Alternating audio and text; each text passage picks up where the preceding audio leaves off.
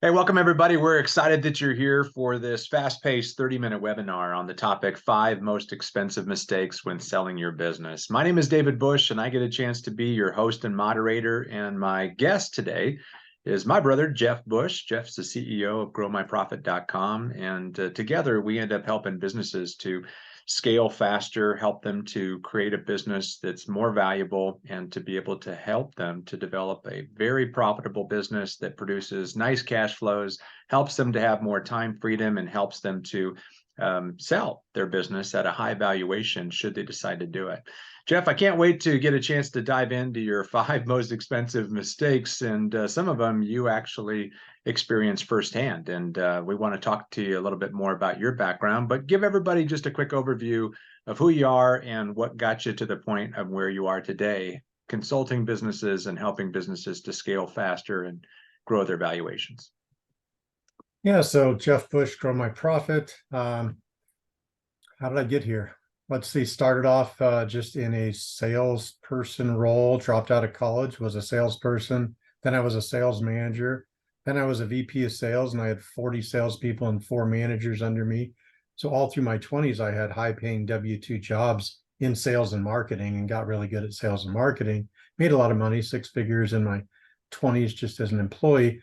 And then I figured out, if I really want to make the money, I got to be self-employed. So over the last 20 years, from 29 to 52, I've started 4 different businesses and built them from 0 to $40 million in revenue, 20 million in revenue. My little wedding venue is going from 1 to 2 million in revenue. So multiple sizes, the wedding industry, direct mail advertising, an ad agency, a mortgage company with an escrow company, real estate. So I've been in like 4 different industries, 4 different businesses that I started, and I scaled them up from nothing or very small, like 500 grand in revenue, all the way up to 10, 20, $40 million. So I guess serial entrepreneur. I didn't start till I was like 29, but I've had 4 companies and I've got one now. And I had this big exit 2 years ago. I got an 8-figure exit on my ad agency. So what got us here was, I just sold a business. I guess I can go buy another one and scale it up and sell it again. And that sounded kind of fun, but I thought instead of doing it for my own self, maybe we'll go partner, take a small ownership piece in 5 different companies and help them grow revenue and grow profit and help them exit. And I can make money, but I can help other people, with everything I learned, So yeah, we're Grow My Profit and, business consulting, but consulting for equity. So we're taking a piece of ownership in the company to really help them grow and exit for the maximum amount. So I'm excited to work with some other CEOs and really help them grow their business and use what I learned over 20 or 30 years to really apply to their business, make them grow fast and sell for a big amount or just cash flow and make it to where the owner doesn't have to be working 60 hours a week, 6 days a week, in the business. They can get away and have a life, So I'm excited to the businesses we're working with so far and just seeing them grow, helping them with my experience, your experience. Yeah. And you've had private equity firms that have come to you that have a lot of experience, a lot of, excuse me, they have a lot of people on board, and they can, buy businesses on the daily, and they have the experience and people to do it. As a self-employed business owner, when you got a whole bunch of other things to do, you don't maybe have as much time to be able to devote to the actual selling process. And so that's where a lot of business owners make mistakes. And you've made a list of the top 5 most expensive business mistakes people can make when selling their business. Start off and tell us what's the most expensive one. What's the thing that you would say is something to be avoided, and how would you have avoided it? So I'm going to start off with the biggest mistake I made that was so shocking to me later. I bought and sold a lot of houses, and selling a company is a lot like selling a house. What's my company going to sell for? Whatever someone's willing to pay. I mean, in a business, you have this multiple, 2 times profit, 20 times profit, 10 times EBITDA, 10 times revenue. That you got this multiple in a business. That's different than real estate, but you still have different offers, and it's not always the highest offer. Like in real estate, they say highest and best. You get an offer to buy your house for $1 million with 10% down. Then you get an offer for 950 and it's all cash, close in 7 days. Let's take the 950. That's the best offer. It's not the highest. So it's funny how similar selling a business was to real estate. But when you've only sold one business in your lifetime and the buyer comes along and he's buying 20 companies a month, who do you think is better at it? I mean, I had a lot to learn, right? And I'm a CEO, business, sales, marketing guy, but I didn't have a ton of experience. It's not like I sold 10 or 20 companies. So you kind of learn the hard way. So I think it's better to learn from somebody else's mistakes. So my number one mistake that I feel that I made was trying to find the right person to list your company for sale. I hired a guy who was pretty famous. He had written books, brilliant guy. And I just thought this guy would be the greatest guy in the world to sell my business. He was famous, his good reputation. So what happened is he charged me $25,000 up front to build the pitch deck for the company. And he was going to go take my company for sale. And he was going to charge me, 3%. So if I sold for 20 million, he's going to make 600 grand. I'm like, that's great. It all sounded good. So I pay the 25 grand up front, which I think came out of the commission, which is great, right? But what happened to me is the business was listed for sale for 6 months and I didn't get one offer. And I'm like, it's a good company. It's growing. Why don't we have any offers? And he didn't really have any answers. I don't think he knew. So after about 6 months of not getting any bites, I finally go, hey, I got to do something different. I know my company is a good company. It's growing and I want to sell. I'm ready, and I did all the work. So what I did is I fired him. I lost 25 grand and I hired another business broker. But this time I found a business broker who specialized in selling printing direct mail companies. These guys took the listing. I think it was no money up front. They built a pitch deck and it wasn't as good as the previous guy, nowhere near. But they sent an email out to 500 people. And the next day I had 5 offers to sell my company. And I was like, oh my God, I've been waiting 6 months for an offer, no offers. And I signed up with a different company and I got 5 offers the first day. What was the difference? The second company had the list of buyers. They had the list it'd be like putting your house for sale and not putting it on the MLS, trying to sell it for sale by owner. When you put your house for sale to try to save the real estate commission and it's not listed on the multiple listing service, no one knows about it. The benefit of a realtor and paying 5% commission is it goes on the MLS and thousands of realtors see it, right? So that was the problem, is the first broker, although very good guy, polished, smart. I wish I had him at the table later for the negotiating because he was a stronger negotiator. But the biggest mistake I made is not signing up with a broker who knew the market and had the buyers list. So I'm going to just say any business that's wanting to sell, go find out who the broker is that sells a lot of businesses in that space because they typically have a list of buyers. And these guys had a private list of like 500 people that had bought printing, direct mail, advertising agencies. So when they sent the offer out, bam, I had 5 offers. And I was able to kind of take the highest and best, from those 5 offers. And I met with all of them, went through the deal. Some guys want to offer you, 50% up front, 50% stock. Some are like 75% cash, 25% on a 2-year earnout, a 3-year earnout. It was like a note, interest. I mean, there was so many different offers. It was like narrowing it down to the highest and best. And I accepted an offer that ended up working out for me. And we ended up closing pretty quickly. I mean, it just shocked me how the business broker who's got the list of buyers is a big deal. So find the people that are in your industry that have bought and sold companies in that industry because they know all the buyers. That was the number one mistake that was just absolutely shocking to me. And if I would have stayed with the other business broker, I don't think my company would have never sold. I would have missed out on an 8-figure exit. And so I made the right decision in firing him after 6 months. But that was a tough, that was a learning lesson. Yeah. Well, when you have lots of different business brokers out there and varying differences of experience, it's nice to be able to go to one that, not only has an experience and track record in your industry, but also has some credentials and references. And we're happy to provide you with connections. We've got a whole group of preferred business brokers that we've developed relationships with and that we would be happy to connect you with. So, send us an email at support@growmyprofit.com, and we'll get you a list of the reliable people that we've built credible relationships with. Jeff, let's move on to number 2. What's the second most expensive mistake business owners make when selling their business? I would say the second biggest mistake that I made was letting my business broker negotiate the deal. So I can't give the exact numbers because I signed an NDA, so I can't really talk about exactly what my deal was, but I can talk in general terms that, let's just say that they offered X amount of money and my company was growing every month. We were showing more revenue and profit. And I'm like, gosh, if you buy it at that amount and my company doubles and makes double the profit next year, I'm kind of selling it short.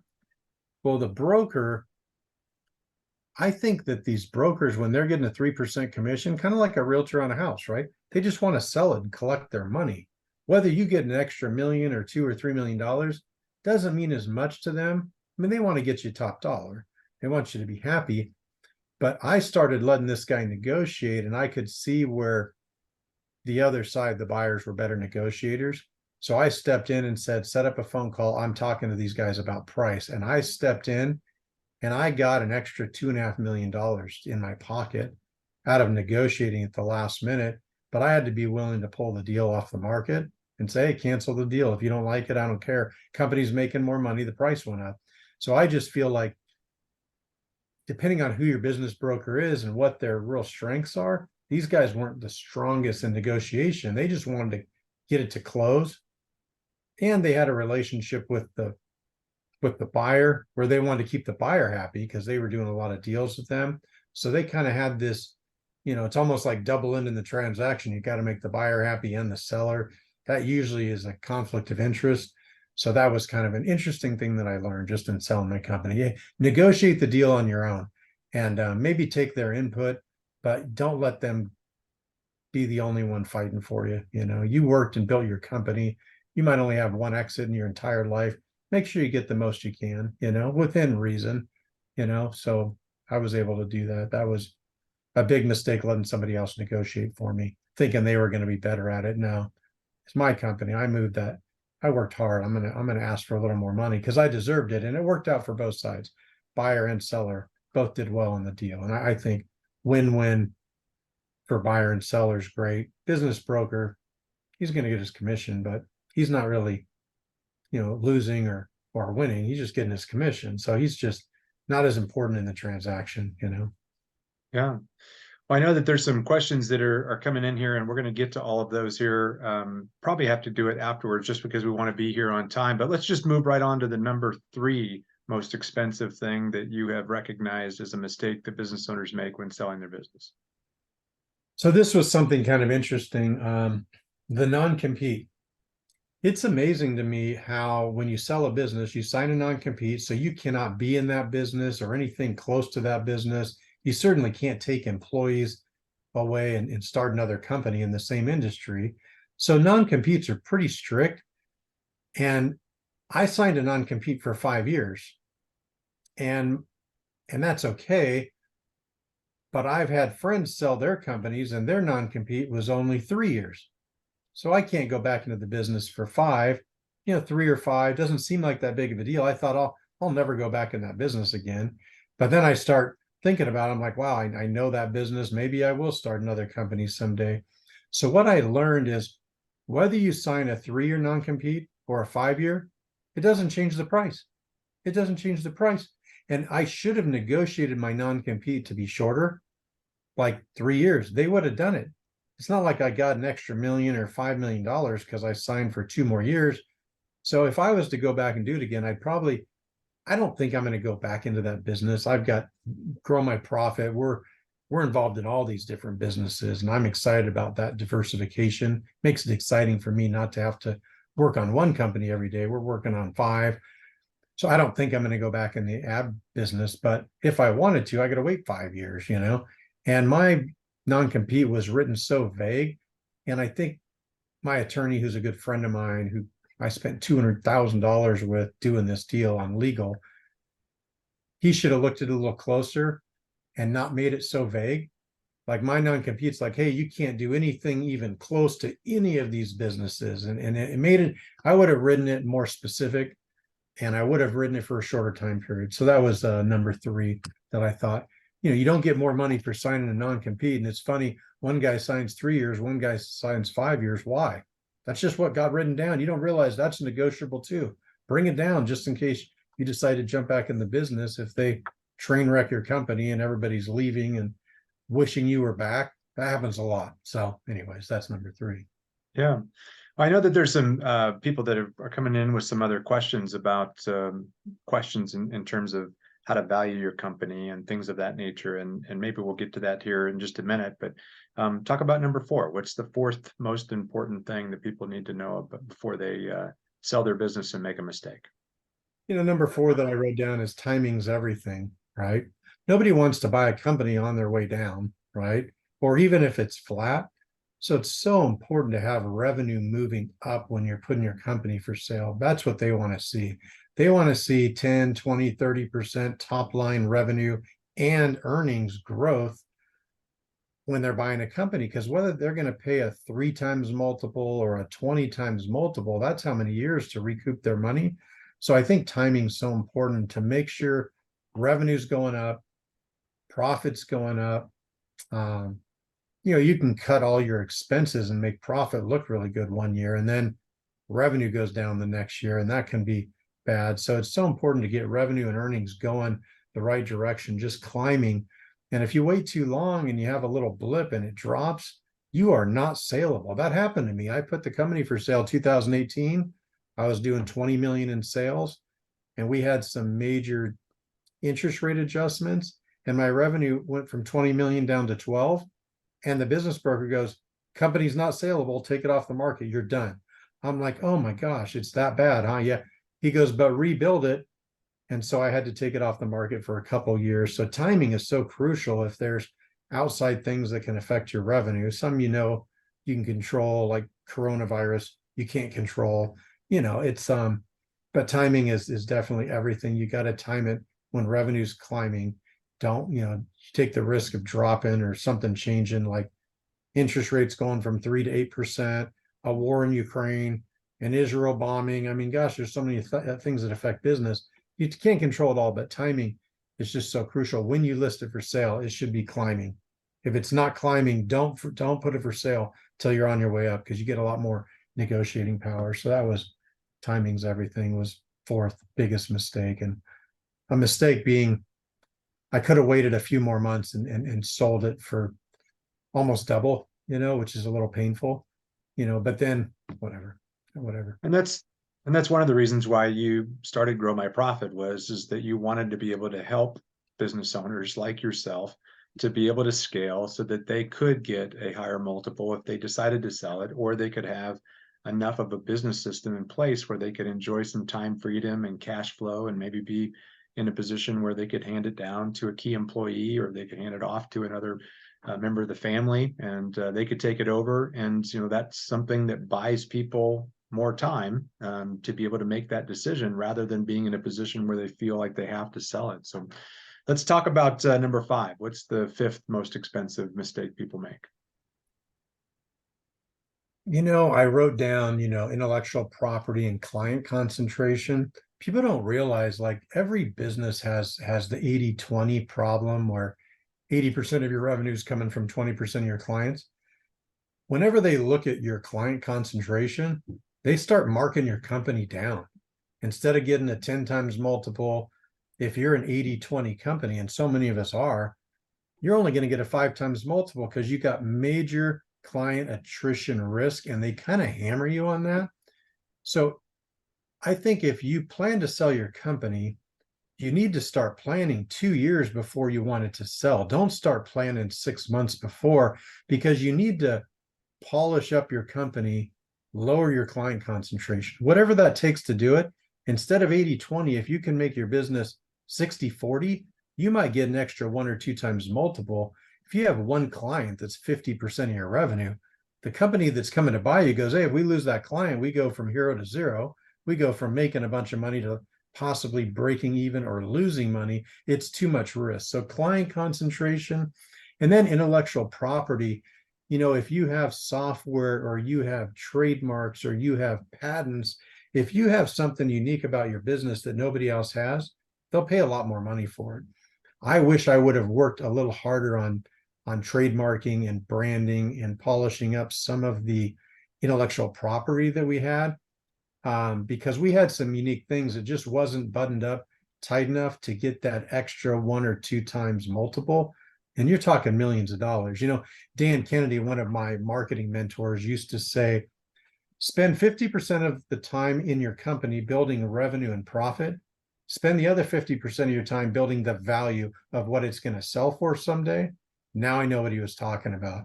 I was chasing clients and revenue and profit, and I wasn't really thinking about making the company more desirable for a sale, making the company, designed and booked better to get a 10 times multiple instead of a 5 times multiple.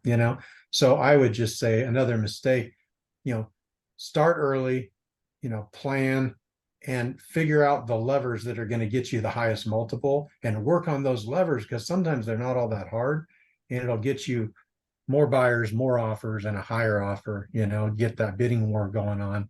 When you have one offer on the table, you don't have a lot of negotiating power, but I had 5, and it allowed me to negotiate a little bit more. That was powerful. That's what you want, bidding war going on, just like a house, for sale, and you got 5 offers and drives the price up. It's very similar.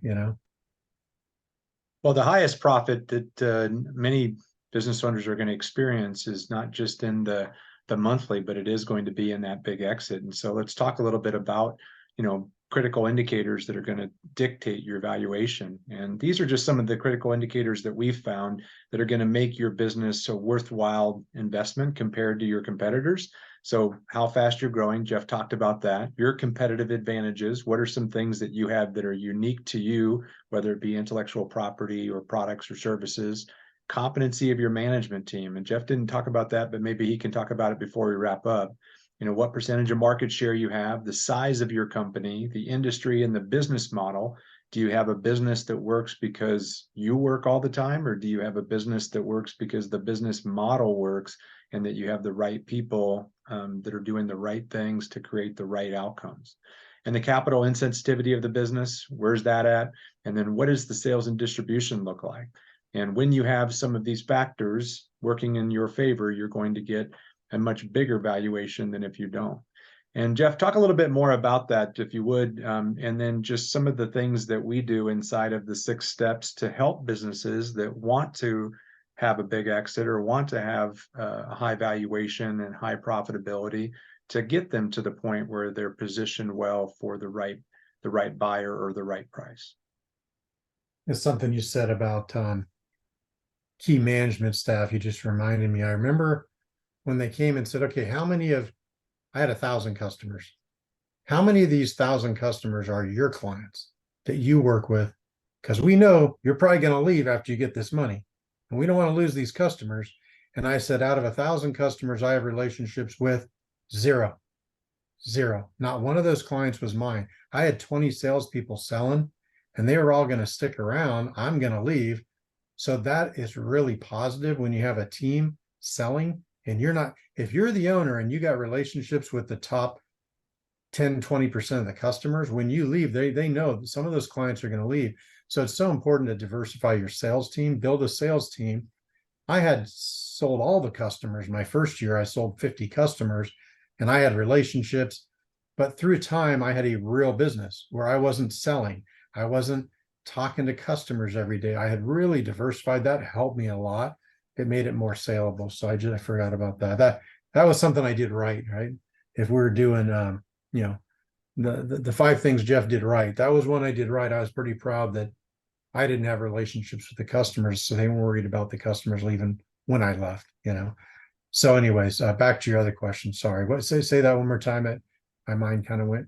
No, that's exactly it. We were just talking about the idea of, building that management team in such a way where the business is operating not because of you being there and having relationship with all your clients and all of your key employees being somewhat inefficient unless you're there.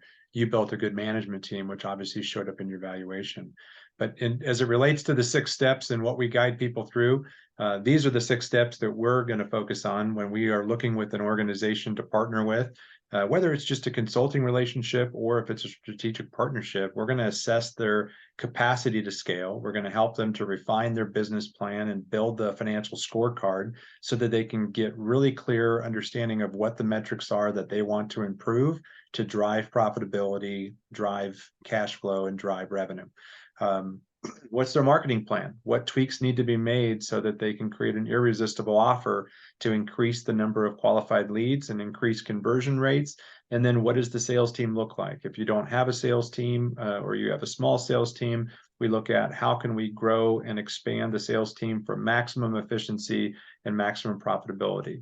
We then move to leadership, enhancing leadership qualities, building that leadership team, building that management team so that the business works not because you're there all the time and you're working all the time, but because you have key people in place and they take ownership in the idea of what their responsibilities are. And then we talk about operations and really making sure that there's a good operational plan and that we are expanding systems to run the business so that it's not so dependent upon you as an individual or on key employees. So Jeff, as a wrap up here, we do have the free assessment that any business can go ahead and complete that free assessment just to do a bit of a check of where you are at currently and what you can do to continue to grow and expand your business and your profitability. Anything that you'd like to say as a wrap up? When I was looking at our 6 steps, most of the businesses we've been engaging with, when we start to do business planning, the business planning is, hey, I'm doing 3 million in revenue. I'm making 300 grand a year.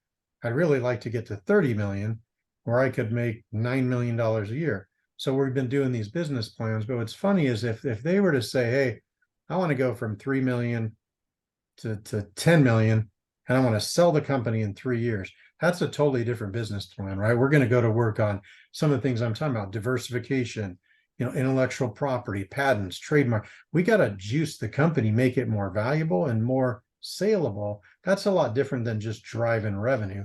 You might not go hire 20 salespeople and spend a bunch of money on marketing. You might kind of milk it and make that EBITDA look bigger and just going for the 10 times multiple instead of the 3 times multiple. So it's funny in business planning, when we know somebody really wants to sell, if that's their goal, we're doing a different business plan. Most of the businesses we've been talking to are just help me go get revenue from 1 million to 10 or 3 to 30. And that's a little bit different, if they're going to sell within 2 years, or whether maybe that's a 5 or 10-year plan.